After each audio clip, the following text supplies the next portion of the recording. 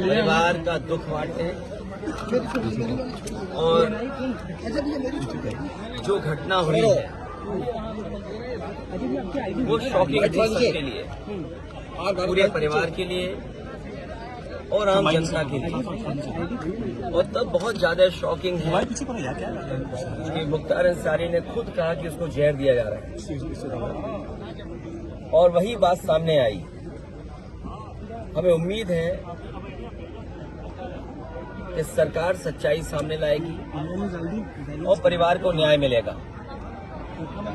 जब से भारतीय जनता पार्टी की सरकार आई है तब से इंस्टीट्यूशंस में भरोसा कम हुआ है।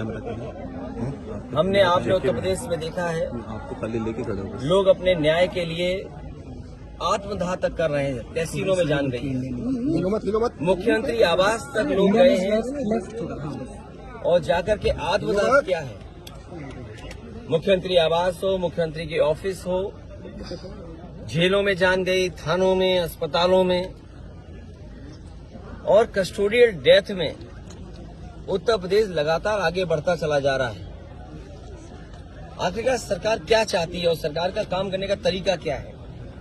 इसीलिए हमारा मानना है, समाजवादियों का मानना है कि न्याय हो और सच्चाई सामने आए। लेकिन योगी जी कह रहे हैं कि जो भी कानून व्यवस्था में बाधक बनेगा उसका राम नाम सत्य कर दिया जाएगा। ये भाषा मुख्यमंत्री की नहीं हो सकती है।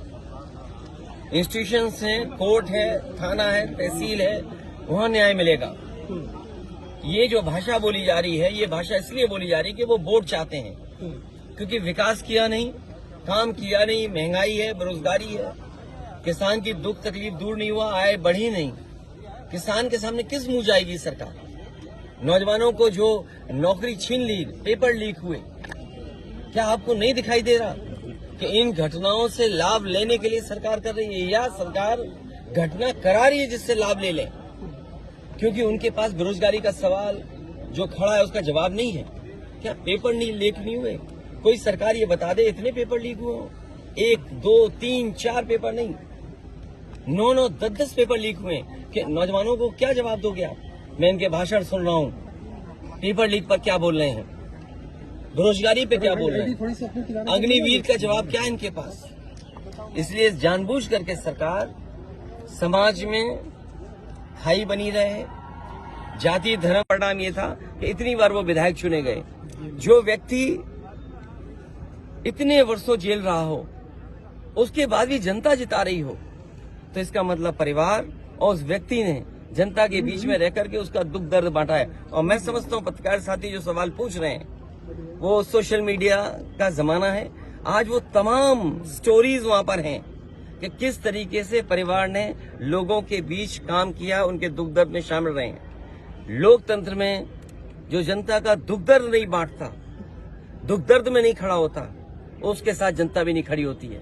और वो जिस दिन खबर सुनी लोगों ने और आज तक जिस तरीके से परिवार से लोग जुड़ रहे हैं, ये बताता है कि परिवार के लोग जनता के बीच में रह करके उनके दुख दर्द को समझते हैं। भरोसा बढ़े। और सोचिए आप, इंस्टीट्यूशंस खत्म हो रही हैं, हम किस पे भरोसा करें? हम पुलिस से शिकायत करें, पुलिस न्याय नहीं दे रही है।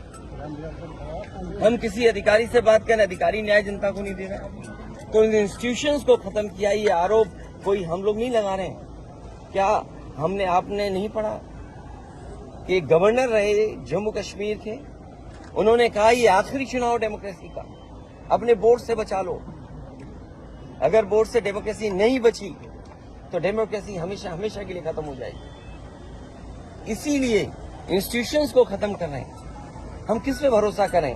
इस सरकार ने भरोसे को और सच्चाई को मारा है। सर, मुख्तार अंसारी की जिस तरह से मौत हुई और परिवार ने और खुद मुख्तार अंसारी ने आरोप लगाया, क्या सीबीआई जांच की मांग करेंगे? मैंने अपने स्टेटमेंट में ये कहा, सुप्रीम कोर्ट के सिटिंग जज की निगरानी में, कोर्ट के सिटिंग जज की निगरानी में अगर जांच होती है तो न्याय मिलेगा। और जो न्यायिक जांच हो रही है उसका भरोसा है? मुझे सरकार पे भरोसा नहीं है कि सरकार न्याय दिला पाएगी या सच्चाई सामने आएगी। लोग जानते हैं कि सच्चाई क्या है। बांदा की जेल, और जेल में पहले भी कहा गया जो व्यक्ति वर्षों से जेल में था, आखिरकार उसे क्यों लगा कि ये मेरी जान को खतरा है? सरकार क्या दिखाना चाहती है? तो कम से कम सरकार